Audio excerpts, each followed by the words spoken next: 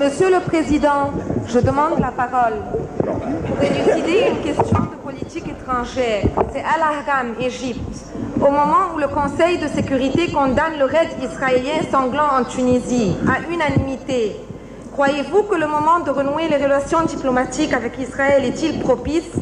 Et serait-il éventuellement un moyen pour amener en tant que médiateur et sage de l'Afrique Israël à la politique du dialogue que vous preniez et à la raison au lieu de la politique de terreur et de violence qu'elle sème au Liban, en Tunisie et dans les camps de réfugiés palestiniens, refusant toutes les tentatives de paix, de conciliation?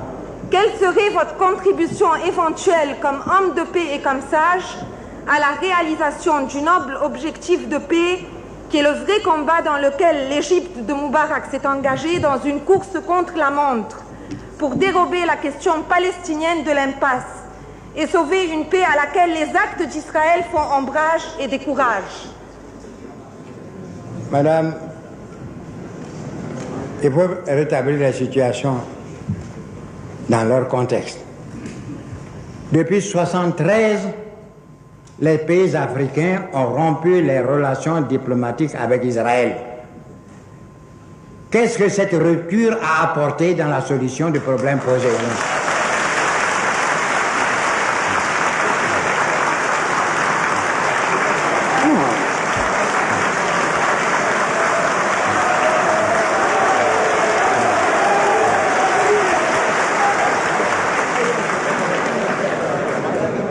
Vous parlez de l'Égypte. L'Égypte a des relations diplomatiques avec Israël.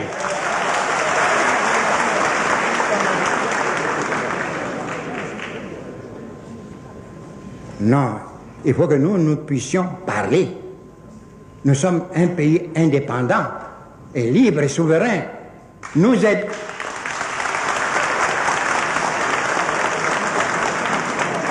aiderons davantage à la solution des problèmes, libre, que d'être à la remorque pour voter sans qu'on en tire quoi que ce soit.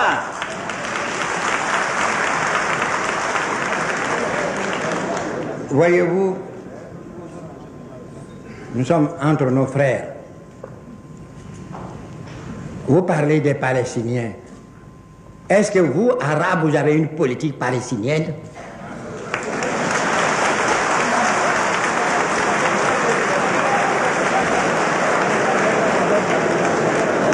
Une partie des Palestiniens, la majorité, dont le chef est basé à Tunis, une partie soutenue, la majorité soutenue par des Arabes. Mais l'autre moitié, même si c'est un quart, c'est soutenu par qui?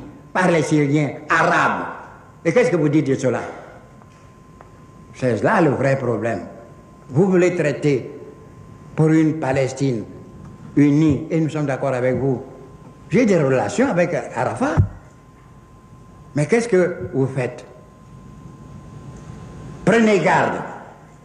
Nous avons vu un pays très digne, très noble, avant les Palestiniens, l'Arménie, qui aussi a été détruit par la Turquie. Pendant des années, on a voté, on a promis de reconstruire la patrie arménienne.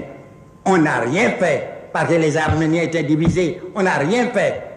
Et aujourd'hui, pourquoi vous, Arabes, vous ne pouvez pas, alors que vous avez une ligue, vous imposer le devoir de vous réunir et de prendre une position commune pour présenter la requête des Palestiniens? Vous croyez que ça n'a pas été pénible pour nous autres de comprendre l'odyssée d'Arafat, non pas chassé par les Israéliens, mais par leurs propres frères, hein?